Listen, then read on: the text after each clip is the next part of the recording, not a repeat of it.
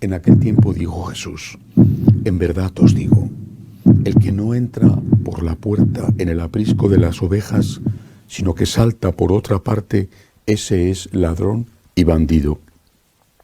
Pero el que entra por la puerta es pastor de las ovejas. A éste le abre el guarda, y las ovejas atienden a su voz, y él va llamando por el nombre a sus ovejas y las saca fuera. Cuando ha sacado todas las suyas, camina delante de ellas, y las ovejas lo siguen, porque conocen su voz. A un extraño no lo seguirán, sino que huirán de él, porque no conocen la voz de los extraños. Jesús les puso esta comparación, pero ellos no entendieron de qué les hablaba. Por eso añadió Jesús: en verdad os digo, yo soy la puerta de las ovejas. Todos los que han venido antes de mí son ladrones y bandidos, pero las ovejas no los escucharon. Yo soy la puerta. Quien entre por mí se salvará y podrá entrar y salir y encontrará pastos. El ladrón no entra sino para robar y matar y hacer estragos. Yo he venido para que tengan vida y la tengan abundante. Palabra del Señor. Gloria a ti, Señor Jesús. Jesús es todo. Es el buen pastor que va en busca de la oveja perdida, pero es también el aprisco protector que nos guarda del lobo, es decir, del demonio. Es la puerta de ese aprisco, es la puerta de ese redil. Y hoy nos enseña que el que no entra por esa puerta es un ladrón y hace daño a las ovejas. ¿Quién no entra por la puerta?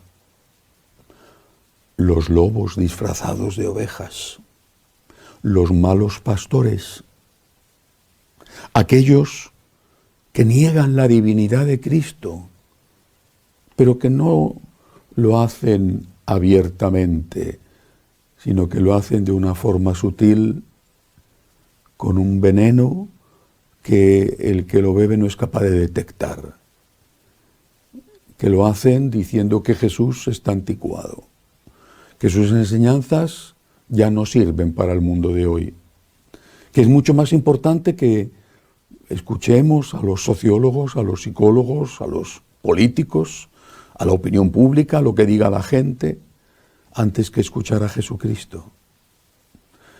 Tantos pastores son así, tantos. Y qué daño tan inmenso hacen.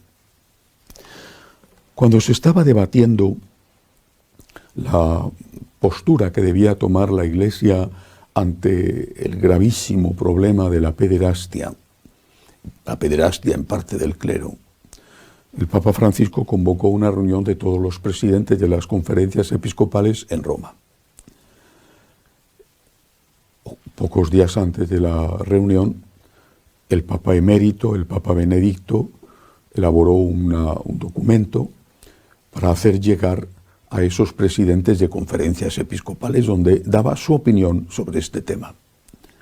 Él, el Papa Benedicto, que había sido el primero en tomarse muy en serio la lucha contra la pederastia, cambiando la legislación en la Iglesia. Esa nota no fue entregada a los presidentes de las conferencias episcopales y por lo tanto fue hecha pública para que la conociera el mundo, la Iglesia y esos obispos también. En esa nota, entre otras cosas, el Papa Benedicto decía que no solamente se daba escándalo con los abusos a menores.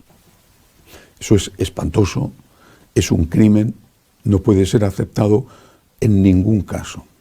Pero decía el Papa Benedicto que no es el único escándalo que se da. Y hablaba de otro tipo de menores, que normalmente cuando se habla de abuso de menores, se habla de abuso sexual a menores de 18 años. Pero el Papa hablaba de otro tipo de menores y de otro tipo de abuso. Y hablaba de el abuso que se comete contra todos, al margen de la edad que tengan, porque son menores en el sentido de que no tienen formación.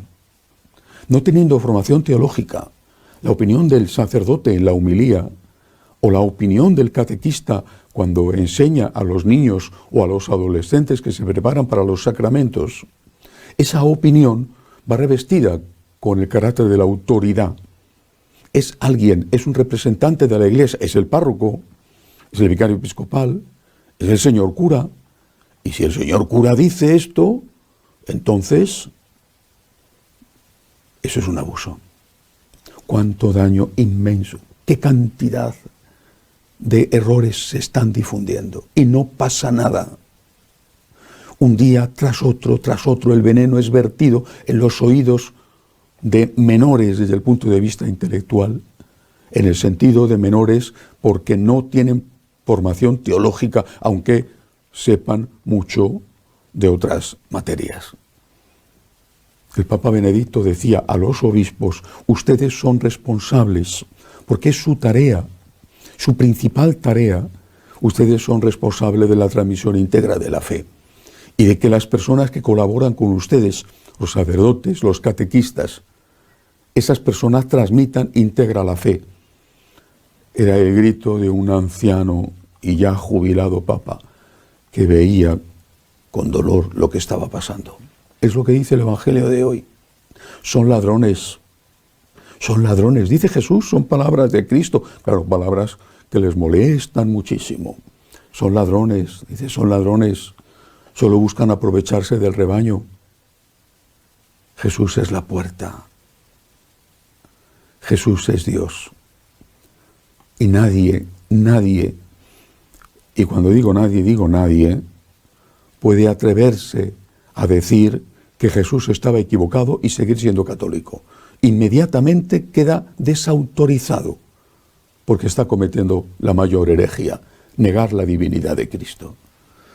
Pidamos al Señor que los sacerdotes seamos santos, pero que si no somos santos, al menos que luchemos por serlo, y que no hagamos daño a las personas que se nos han confiado, vertiendo en sus oídos el veneno de la herejía como si fuera la auténtica doctrina cristiana.